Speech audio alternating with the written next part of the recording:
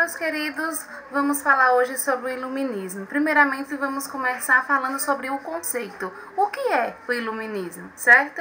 Então, o iluminismo é um nome que damos a um conjunto de obras filosóficas e pesquisas científicas que foram desenvolvidas na Europa ainda no século XVII. Porém, ele só vai atingir o seu ápice no século XVIII, certo? Então, gente, foi um período em que o continente europeu estava vivendo uma renovação cultural e científica bem marcante, sendo que nesse período as grandes navegações elas já haviam revelado quase todo o globo terrestre. Ao mesmo tempo, inovações científicas elas surgiam em praticamente todas as áreas da atividade humana. Então, veja o seguinte. Nesse contexto, vai surgir também os primeiros pensadores iluministas. Por exemplo, Isaac Newton, que vai ficar conhecido como o pai da teoria da gravidade, e outros que vamos abordar posteriormente.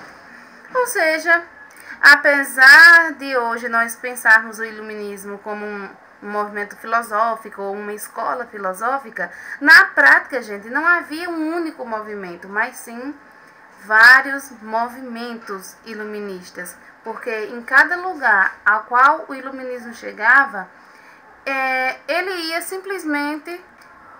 ia ganhando força e uma magnitude diferente, dependendo da realidade local, certo? Então, olha só, o que havia, na verdade, era um contexto social que permitia a muitas pessoas de mentes brilhantes que elas pesquisassem, elas escrevessem, e que elas difundissem as suas descobertas e suas teorias.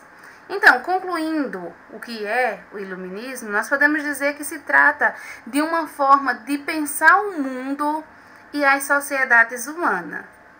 Por exemplo, um novo modelo que ia contra a igreja e a monarquia absolutista, inspirando a classe burguesa a procurar alterar as estruturas sociais.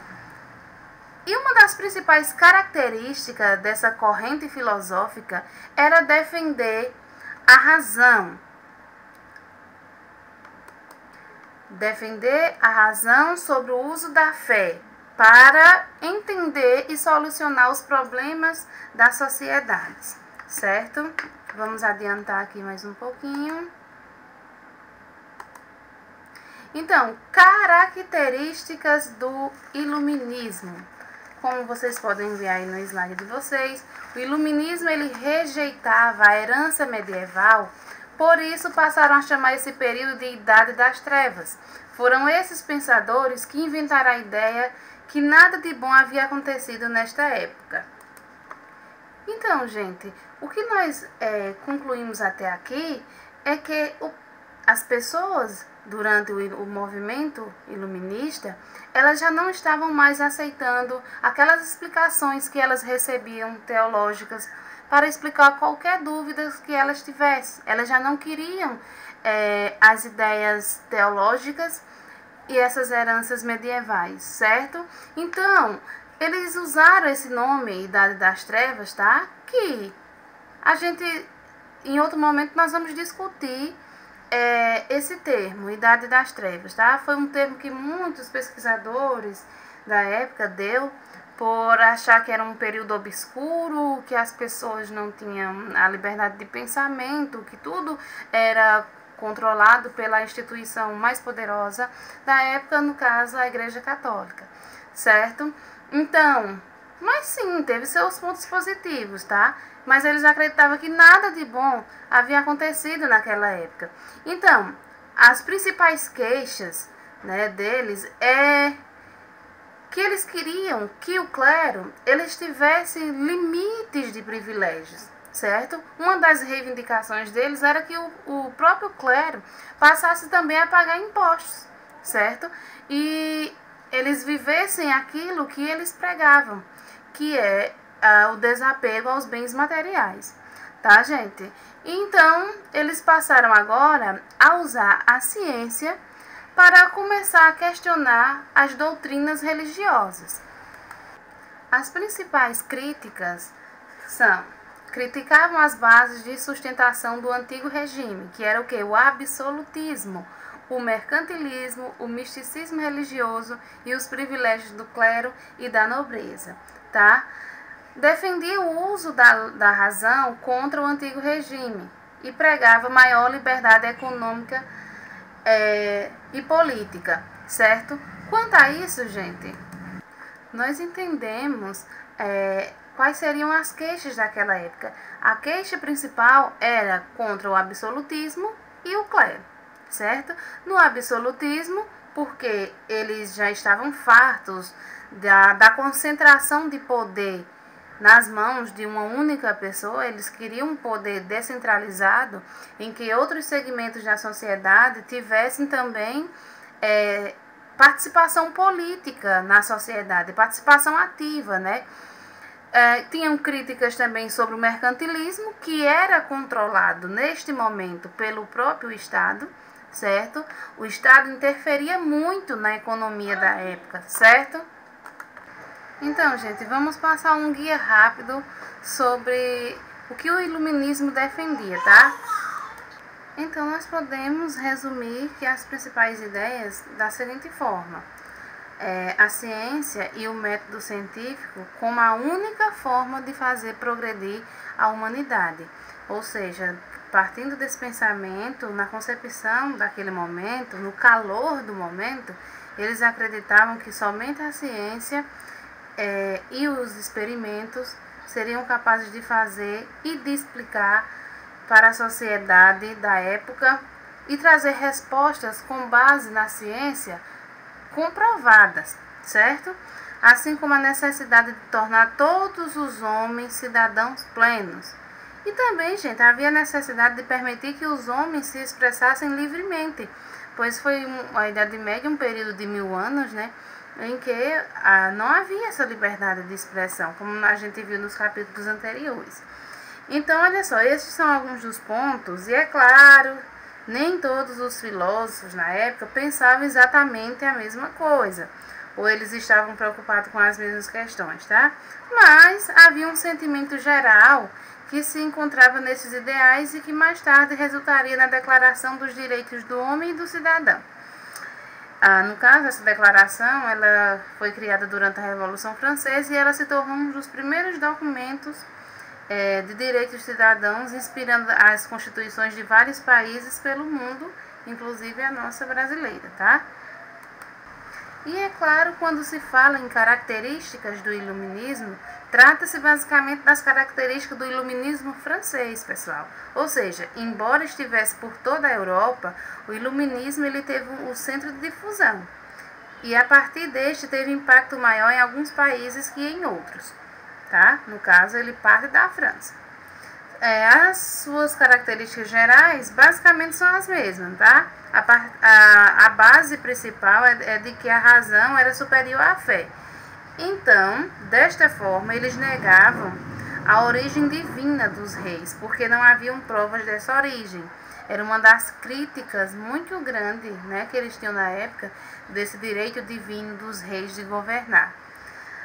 Eles ignoravam qualquer crença religiosa que fosse contrária à evidência científica. Então, para eles, e a partir desse momento, qualquer coisa que não tivesse prova científica de que realmente aconteceu ou poderia acontecer, não era considerado. Eles não davam crédito, né, gente? Só dava credibilidade no assunto se tivesse base científica.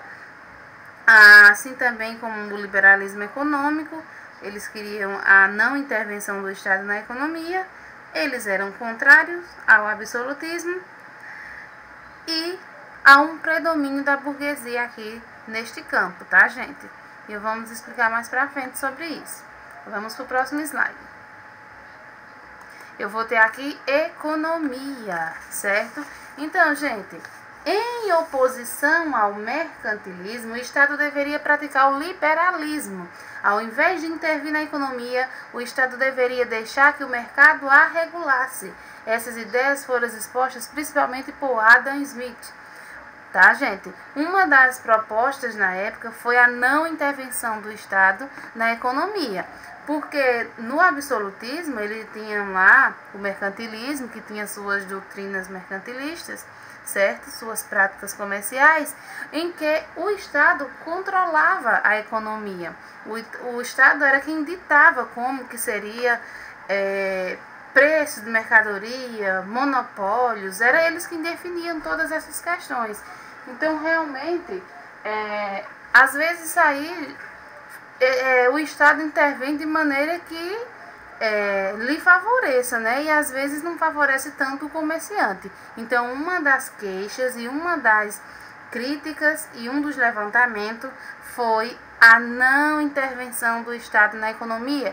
Eles queriam uma total liberdade econômica para que eles pudessem ditar as regras do comércio, que eles pudessem vender, comprar e vender livremente, sem ter tanta interferência do Estado.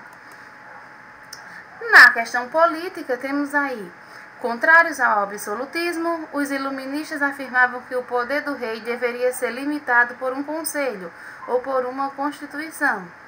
Igualmente, os súditos deveriam ter mais direito e serem tratados de forma igualitária. Com isso, queria-se afirmar que todos deveriam pagar impostos e minorias como judeus tinham que ser reconhecidos como cidadãos plenos. Tá, gente? Então, o objetivo político e as discussões políticas do iluminismo era que eles queriam que todos naquela pirâmide social lá, primeira ordem, segunda e terceira, todos eles pagassem impostos e não uma classe só, né? Eles queriam que todos pagassem os impostos, que todas as pessoas tivessem os mesmos direitos políticos perante a lei, certo, gente? E o iluminismo foi um movimento filosófico que chegou e foi muito bem aceito em diversos países, tá, gente? Tem aqueles países que são bem tradicionais, muito conservador, que eles não querem o fim da monarquia, mas ao mesmo tempo eles já acharam legal, tá? Aquele movimento que estavam surgindo. Então, eles fizeram o seguinte, esses países eles não vão romper com a monarquia, mas eles vão buscar inspiração na corrente filosófica iluminista do momento para modernizar o modelo constitucional deles. Ou seja, vai ser uma monarquia moderna, com base na moda do momento, que era o iluminismo.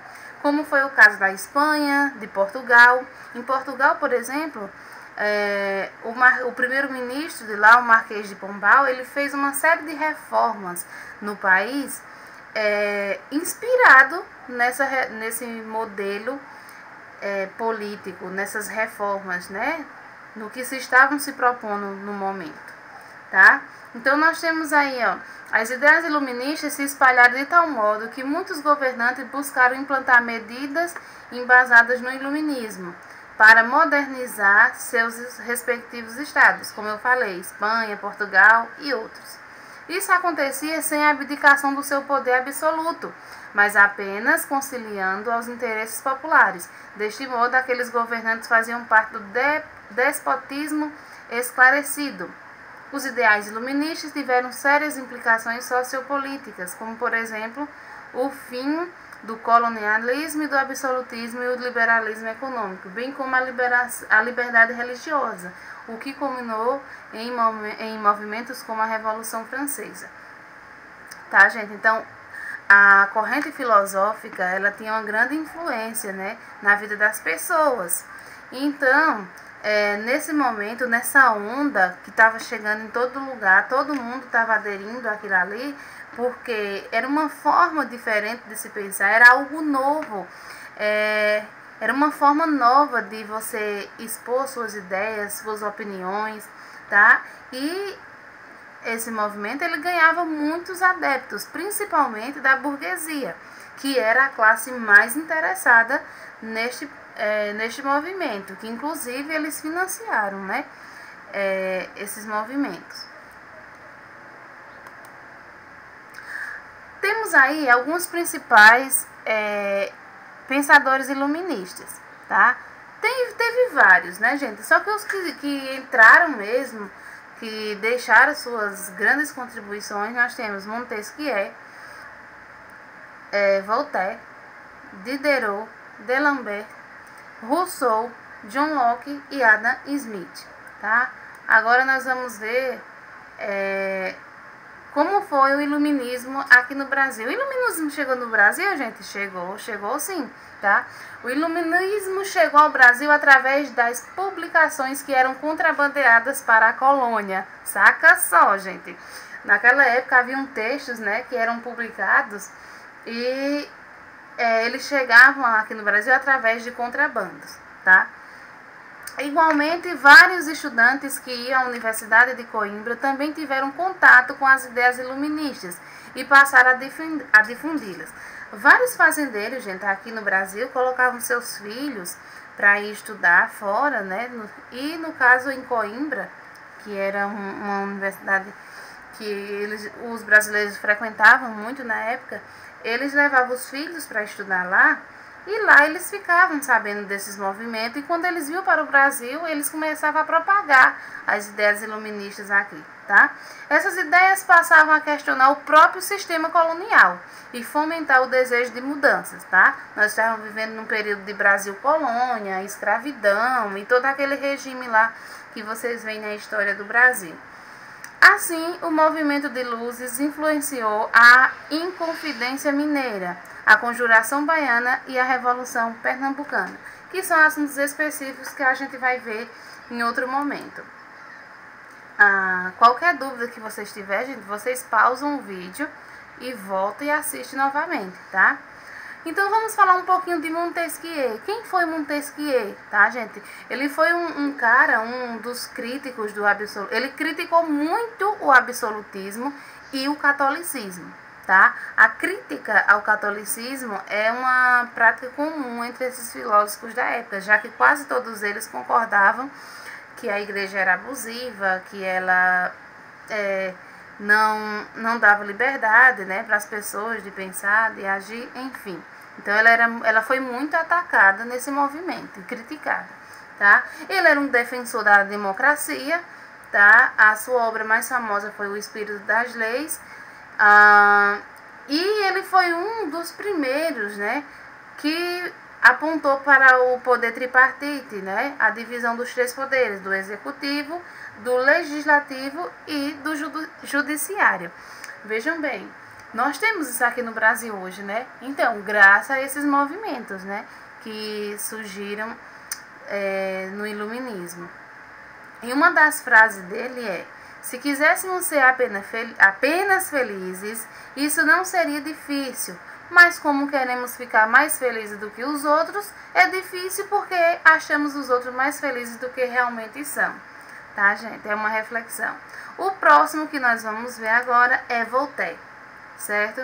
Voltaire, gente, ele é o cara defensor da ciência, do progresso, ao mesmo tempo em que ele tolerava a diferença e defendia a liberdade de expressão, tá? É uma das pessoas que mais lutou para que as pessoas tivessem direito de se expressar, de falar o que elas sentissem, foi o Voltaire. Ele chegou a combater o absolutismo e criticar a aristocracia e o poder da Igreja Católica. Segundo ele, a primeira lei da natureza é a tolerância, já que temos todos uma porção de erros e fraquezas. Então, já você nota que o pensamento do cara era com base na tolerância, tá, gente? Uma das frases dele é: posso não concordar com nenhuma das palavras que você disser, mas defenderei até a morte o direito de você dizê-las. Perfeito. Essa frase define exatamente quem foi Voltaire e o que ele defendia, que era a liberdade de expressão. Diderot, tá, gente? Acredita na razão como guia. A pessoa tem que se guiar através da razão, tá? No qual a filosofia ela deve alicerçar o pensamento para que venha se desvendar verdades e construir conhecimentos sólidos, tá, gente? Então, ele é um grande pensador da época e grande contribuinte para esse movimento, porque ele reuniu o pensamento de vários pensadores da época num livro só, que ele chamou de a enciclopédia, tá? A obra é considerada a obra-prima do cara. Nessa enciclopédia, ele está trazendo conhecimento de tudo que é coisas que você imaginar, de música, de botânica, de política, de economia, enfim, gente, é um livro que a intenção do cara era simplesmente trazer todos os conhecimentos possíveis dentro do mesmo livro, tá? Jim Rousseau, tá? Ele foi um dos mais radicais e popular desse movimento, tá, gente? A obra principal dele foi o Contrato Social. Essa obra aí, gente, ela vai servir de catecismo para a Revolução Francesa. É como se ela fosse um manual de inspiração para o movimento que desencadeou a Revolução Francesa. E ele exerceu grande influência no chamado liberalismo político. Ele lutava pela liberdade política. Inclusive, por ele lutar por essa liberdade política, ele inspirou o lema dos iluministas, que era liberdade, igualdade e fraternidade, tá? Que também foi o lema da Revolução Francesa, tá? Uma das frases que o consagrou é: o homem nasce bom, a sociedade que o corrompe.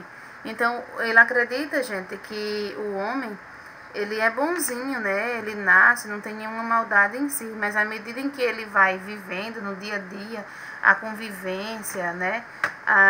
Como eu posso falar, as agregações que nós temos, as amizades, ao meio ao qual estamos expostos, isso influencia no que a pessoa vai ser. A pessoa pode se corromper com o meio em que ela vive, certo? John Locke foi um dos mais importantes filósofos do empirismo. Foi um dos maiores empiristas britânicos, tá? O inglês afirmava que o conhecimento era proveniente da experiência, tanto de origem externa nas sensações, quanto de origens internas, que são as nossas reflexões. Então, foi o cara que mais experimentou. Foi o cara que mais... Uma das frases que... Um dos pensamentos dele, né, que o tornou muito importante para esse movimento, foi quando ele falou que a mente do ser humano, ela é como uma folha de papel em branco. Ou seja, a pessoa nasce como uma folha de papel em branco. À medida em que ela vai vivendo, ela vai despertando emoções, experiências, aí vai sujando, manchando, escrevendo aquela folha, tá, gente? Locke também foi um dos políticos que criticou o direito divino dos reis, tá, gente? Ele não... O cara que disse esse negócio que os reis tinham o direito divino foi Thomas Hobbes. Já o Locke veio e criticou. Ele falou que não. Ele não acreditava nisso, de que os reis nasciam, as pessoas nasciam com o direito divino de ser reis, tá? Então, gente, para ele a soberania não reside no Estado, mas sim na população. Afirmava que para assegurar um Estado de direito, os representantes do povo deviam promulgar as leis e o rei ou o governo executá-la. Foi um dos primeiros a apresentar a visão tripartite também, tá? Montesquieu foi o promissor, mas ele também pensava da mesma maneira, tá? Tenho agora uma questão para a gente resolver aqui. Veja bem. O movimento conhecido como Ilustração ou Iluminismo marcou uma revolução intelectual ocorrida na sociedade europeia ao longo do século XVIII. O Iluminismo, em seu âmbito intelectual, expressou letra A, negação do humanismo renascentista baseado no experimentalismo, na física e na matemática. B, aceitação do dogmatismo católico e da escolástica medieval. C, defesa dos pressupostos políticos e das práticas econômicas do Estado do antigo regime. D, consolidação do racionalismo como fundamento do conhecimento humano. Ou E, supremacia da ideia de providência divina para a explicação dos fenômenos naturais. Então eu sugiro que você pause esse vídeo antes de você ver a resposta. Vamos lá? Pausa e responde. Acredito que você tenha pausado o vídeo. Vamos ver qual seria a resposta. Letra D. Quem acertou aí, gente, vai ser a letra D, tá? Consolidação do racionalismo como fundamento do conhecimento humano e não a explicação das coisas pela fé e nem pela religião, e sim pela razão, tá bom? Então, meus queridos, é isso, tá? Nós vamos ter outros momentos em que nós vamos discutir mais. Hoje foi só uma introdução, certo? E eu vou aproveitar esse espaço aqui para a gente fazer um respaldo sobre o que a gente viu, uma síntese, na verdade. Então, em resumo, o iluminismo é um movimento, uma corrente filosófica que surge na França e na Europa no século XVII e tem o seu ápice no século XVIII. Uma das principais características desse movimento é usar a razão para explicar situações cotidianas, ao invés da fé e da religiosidade. A ciência vai estar acima de qualquer coisa, tá? Para eles, só as coisas que forem provadas pela ciência que vai explicar a origem de qualquer coisa, tá? Entre as dúvidas que podem surgir na nossa mente, né? As pessoas, de onde se partiu esse movimento? Certamente surge entre a burguesia, tá? São burgueses. Enfim, várias pessoas na época se adaptam àquele tipo de contexto, né? Aquela forma de pensamento. E o que vai acontecer é que a sociedade na época está passando por diversos momentos, né? A Igreja Católica já tem atingido o seu ápice, na verdade. O iluminismo, ele chega para as pessoas no momento oportuno, tá? No momento em que as pessoas já estão cansadas de certas práticas, de certas ideologias e principalmente a burguesia vai ser a classe mais interessada, porque entre os filósofos da época existiam aqueles que defendiam a igualdade de direitos perante a lei. Isso significa também que quando você é igual a fulano perante a lei, vocês têm direitos políticos dentro da sociedade. E isso interessava muito a burguesia na época, tá?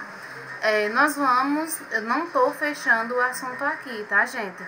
Aqui é só uma introdução, eu vou fazer outras gravações, nós vamos nos encontrar em outros momentos. E para finalizar esse momento aqui, eu vou fechar essa aula com uma paródia que vai ajudar vocês a fixar o conteúdo, tá? Mas estou à disposição para que vocês possam tirar suas dúvidas posteriormente.